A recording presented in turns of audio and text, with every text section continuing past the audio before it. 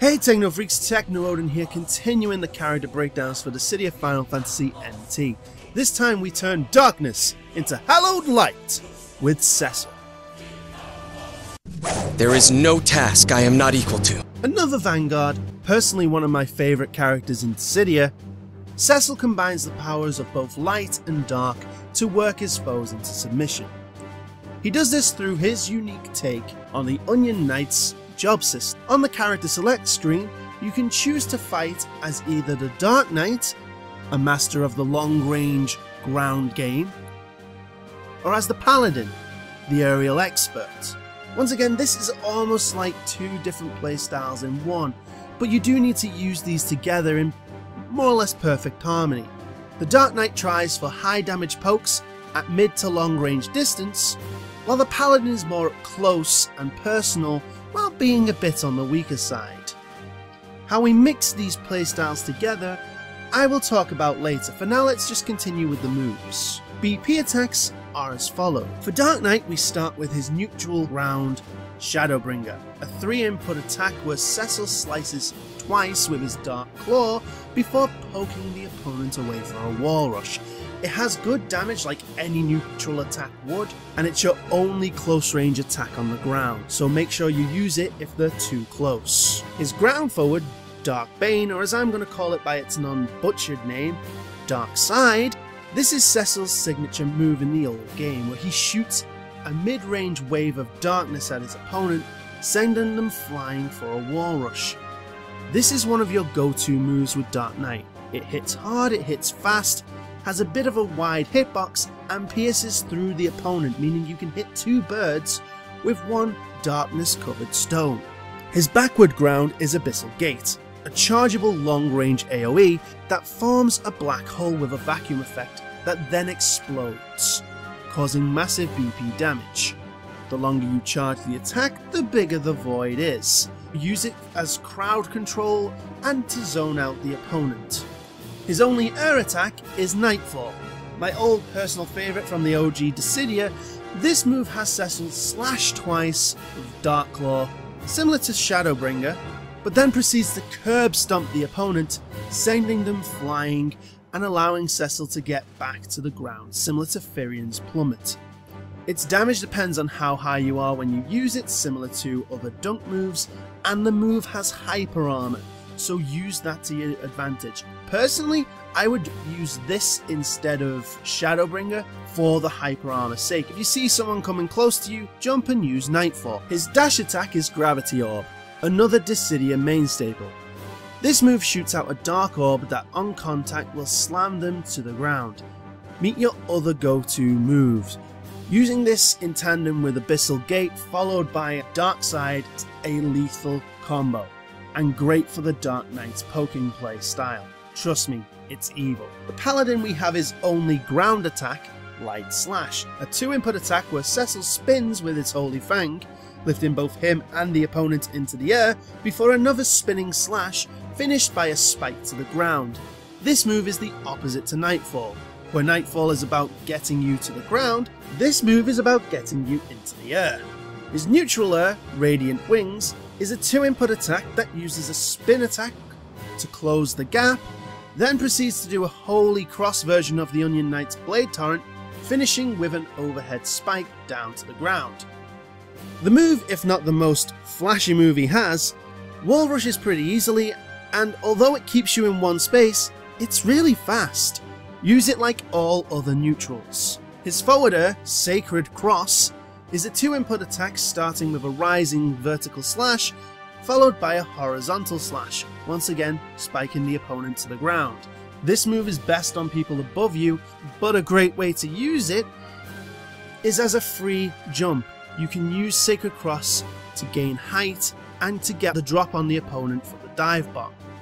His backer, Saint's Fall, is another 2-input attack where Cecil dives diagonally down towards the opponent, covering himself with Holy Light, granting himself hyper armor, then launching the opponent and himself back into the air for a wall rush. This is the said dive bomb move, as the move is great for coming in from above. You can also land Sacred Cross from the wall rush after this move, which is a good fast combo. In Paladin form, the dash attack becomes Searchlight, a magic turret that fires little blasts of holy magic in rapid fire. There is no hit stun, but its damage is decent and is great for keeping the enemies distracted. Use this, then follow up with an attack while they are focused on getting away.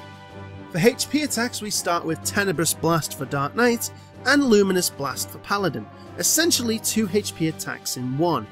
Tenebrous Blast is a slow-moving dark orb that hunts the opponent and, upon contact, will deal some BP damage before fully exploding, dealing the HP damage.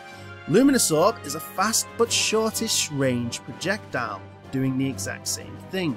For the second HP attack, we have Paladin Force, a close range projectile that on contact will have Cecil dash in and slice the enemy in spurts, dealing about 288 BP damage before landing a dive bomb like attack, dealing the HP damage. If Cecil uses this in Dark Knight form, it will change him into the Paladin form before the attack commences.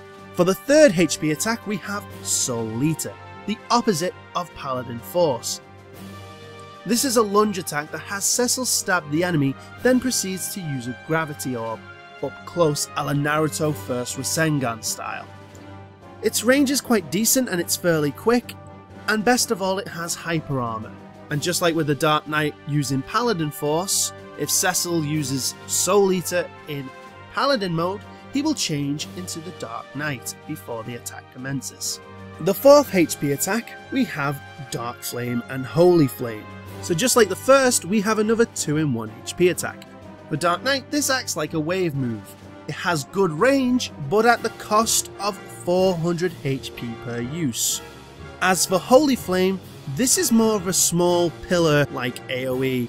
Think more on the same lines as the Onion Knight's Meteor. The maximum range is just the other side of line 2 on the radar. Opposite to Dark Flame's 400 HP cost, this move will heal you for about 30% of the HP damage you deal. As for which I think is the best, it's really hard to say as they are all pretty good. Tenebrous Blast adds that one move that Cecil didn't have already, a very dangerous hunting projectile that people have to be aware of as it stays on the map and helps him get into more offensive positions, while Luminous Blast is so quick that it catches people off guard and is great for people who aren't aware of you. And both can multi-incap, which is why it's seen so often. Both Paladin Force and Soul Eater were always my favourite HP attacks since the first Dissidia. The ability to switch the characters and mix things up has always been great, and while it's a shame these two attacks are separated, I can understand why. If these two were together like the other HP attacks, you could just switch on the fly as much as you want, and that would be too much. Paladin Force feels like it has a faster animation than some of the HP attacks like it, and it takes them higher into the air, making it actually harder to interrupt unless the opponent's HP attack hits vertical. Soul Eater is amazing.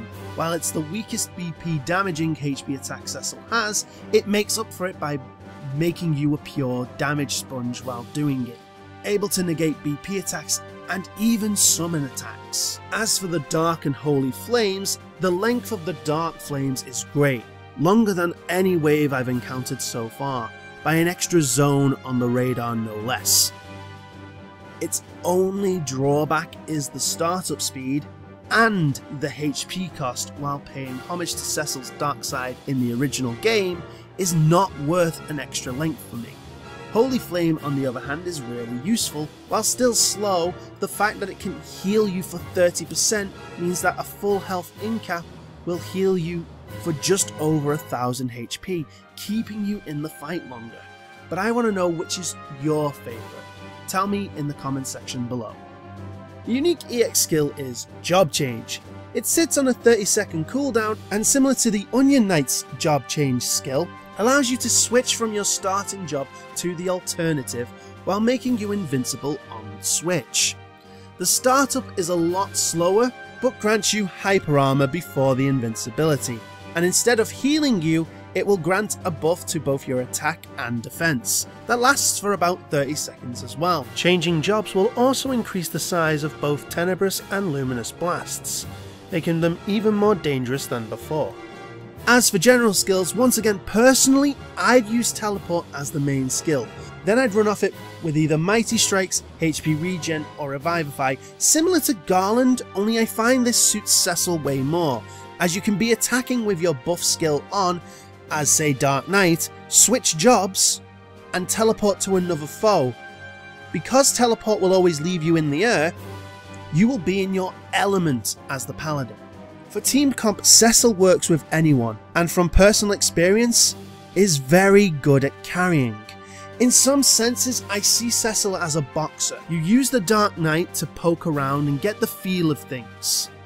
Then, when you are ready, you turn it up a notch, and this is when you go into your Paladin to lay on that close range assault for the KO.